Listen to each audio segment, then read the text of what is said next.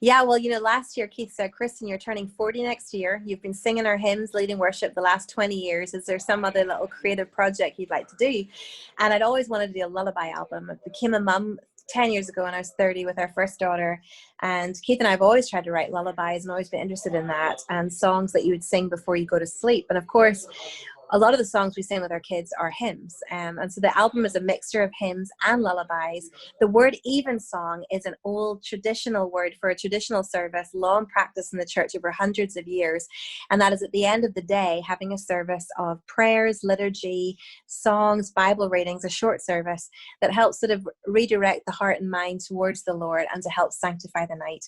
And so this is what this project was to do. It's for our girls, but it's very much for families, for individuals, as we come to the end of the day, which is often one of the most vulnerable moments for all of us as the darkness settles in, as things are a little more quiet. You start to process and think that into that little void at nighttime that we would pour in the promises and the things we know to always be true about the Lord, about the gospel, about the hope that we have and the comfort that we find there. That we hope this album, this collection of songs, helps with that. And as you said, we recorded it in the late spring, and it was an interesting experience during COVID-19 to try and put the album together. But we launched it at Sing Global as an album, but also as a concert. We did 8 of the songs, and we recorded them in this beautiful barn in Tennessee. So something you said, and was the phrase you used, Kristyn, was it sanctify the night? Was that what you Yeah. just said? I just think Yeah. it's a beautiful image because of, and as you mentioned, the vulnerability. And I know when our kids were young and praying with them as they go to sleep, there's something, as you mentioned, the picture of the darkness coming, but we also recognize that God will minister to us as we sleep. And Mhm.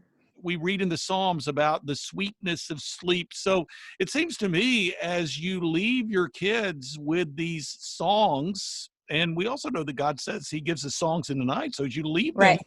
with these songs, what a wonderful process of peace and even cleansing that can take place as kids think about God's word and as these lullabies are sung to them.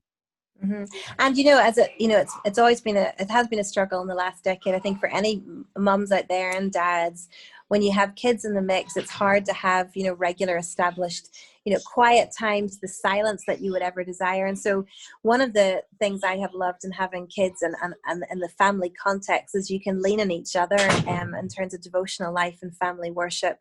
And so, a lot of the times, a lot of evenings, we'll sing with our kids, we'll pray with them. And then it's not just for them that we do that, it's for ourselves too. It helps us gather around Christ's promises. It helps sort of steady our minds. It helps us process things at the end of the day.